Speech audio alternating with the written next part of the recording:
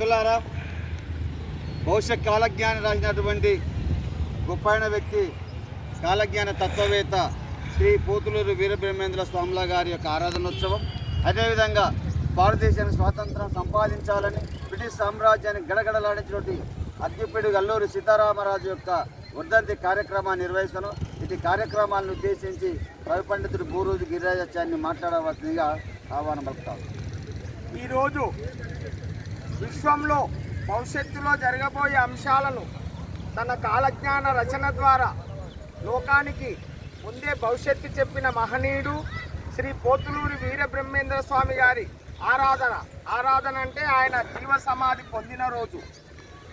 అటువంటి శ్రీ వీరబ్రహ్మేంద్ర స్వామి జగద్గురువుగా, సద్గురువుగా ప్రపంచంలో ప్రఖ్యాతిగాంచాడు. అద్వైతవాదిగా వీరబ్రహ్మేంద్ర స్వామి గారు 1608 కార్తీక శుద్ధ ద్వాదశి నాడు జన్మించి 1693 అనగా వైశాఖ దశమి నాడు సమాధి నిష్ట పొందారు. అంటే బ్రతికుండగానే సమాధిలోకి వెళ్ళిపోయారు.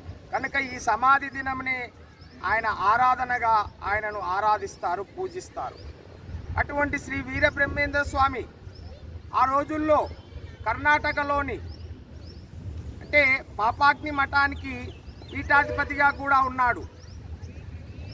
ఆయన ఆ రోజుల్లో జన్మించిన వృత్తాంతం ఏమిటంటే, బ్రహ్మాండపుర నివాసులైన ప్రకృతాంబ పరిపూర్ణయాచార్యులు సంతానార్థమై కాశీయాత్రకు వెళ్ళిన సందర్భంగా కాశీలో ఉండు శివుడు వాళ్ళ కలలో ప్రత్యక్షమై నీకు శ్రీ మహావిష్ణువే పుత్రుడుగా జన్మిస్తాడని చెప్తాడు.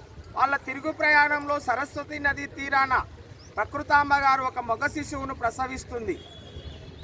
తర్వాత పరిపూర్ణయాచార్యులు మరణిస్తాడు. తర్వాత ఆ అమ్మ అక్కడ అడవిలో అత్రి మహామునికి ఆ పిల్లగాన్ని అప్పగింపి తనువు చాలిస్తుంది.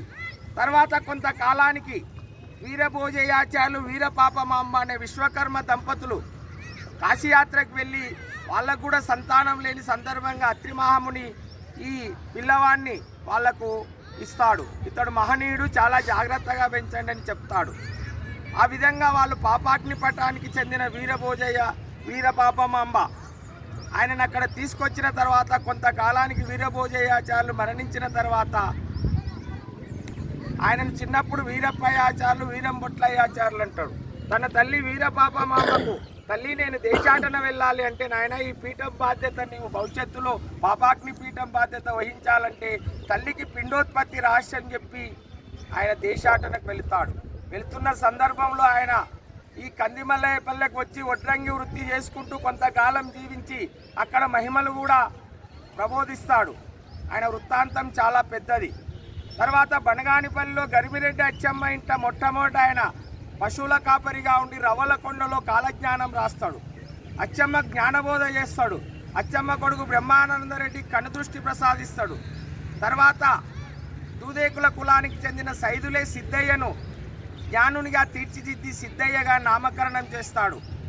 ఈ విధంగా సిద్ధయ్య కూడా, అందుకే మనకు లోకంలో ఒక సామెత ఉంది, బ్రహ్మ వంటి గురువు లేడు, సిద్ధయ్య వంటి శిష్యులు లేడని చెప్తారు. ఈ విధంగా ఆయన అనేక మహిమలు చూపుతూ శివకోటయ్య కూతురైన గోవిందమ్మను పెళ్లి చేసుకొని సంతానం పొంది తర్వాత ఆ విధంగా కందిమల్లయ్యపల్లిలో గడుపుతూ, ఆ కందిమల్లయ్యపల్లె ప్రస్తుతం కడప జిల్లాలో ఉంది. దాన్నే బ్రహ్మంగారు అక్కడ సమాధి పొందడం వల్ల బ్రహ్మంగారి మఠం కూడా ప్రసిద్ధి పొందింది. అక్కడే ఆయన ముందుగా చెప్పి, నేను ఆత్మజ్ఞాన ప్రమోదం చేసి కాలజ్ఞానం రచించి కాళికాంబ సప్తశతి, కాళికాంబ శతకం ఇవన్నీ రాస్తాడు. సాంద్ర సింధు వేదమైన కాలజ్ఞానాన్ని రాస్తాడు. సమసమాజవాదిగా అన్ని కులాల వారిని ఆదరిస్తాడు. కక్కనికి జ్ఞానబోధ, మాదిగ కక్కనికి ఆ శరీరంలో ఉండే కుండలీకరణ శక్తిని బోధిస్తాడు, జ్ఞానబోధ చేస్తాడు. ఈ విధంగా అనేక సామాజిక వర్గాలకు ఆయన జ్ఞానబోధ చేసిన మహనీయుడిగా పేరుగాంచారు వీరబ్రహ్మం గారు. ఆ విధంగా ఆయన అంటే సమాధికి ముందు అందరికి చెప్పి సమాధిలోకి వెళ్తాడు. సిద్ధయ్యను పూలకు పంపుతాడు. సిద్ధయ్య వచ్చి రోధిస్తే మళ్ళీ సమాధి నుండి లేచొచ్చి ఆయనకు కమండలము, జ్ఞానముద్రిక అవన్నీ పాదుకలు అందజేస్తాడు. సిద్ధయ్య మఠం కూడా బ్రహ్మంగారి మఠానికి దగ్గరలో ముడుమాడల్లో ఉంది. కనుక ఈ విధంగా సమాజంలో కులాలు లేవు, మతాలు లేవు, అందరూ ఒకటే, అందరిలో ఉండేది ఆ దేవుడే అనే అద్వైతవాదాన్ని జీవుడే దేవుడు అని చెప్పిన మహనీయుడు బ్రహ్మంగారు. కనుక ఆయన సిద్ధాంతాలను మనం ఆచరిస్తూ సమాజంలో ఇప్పుడు ఏం జరిగినా ఏం చెప్తారంటే బ్రహ్మంగారు ఆనాడే చెప్పాడనేది ప్రసిద్ధి, అదే కాలజ్ఞానం అంటారు. కనుక అటువంటి బ్రహ్మంగారిని మనం నిత్యం ఆయన చెప్పిన కాలజ్ఞానాన్ని, లోకంలో జరుగుతున్న విషయాలను గమనిస్తూ మనం కూడా ఆత్మజ్ఞాన ప్రబోధంలో జీవిస్తూ సమాజానికి ఉపయోగపడాలని తెలియజేస్తూ ముగిస్తున్నాను. జోహార్ మహనీయులకు. జోహార్ జోహార్.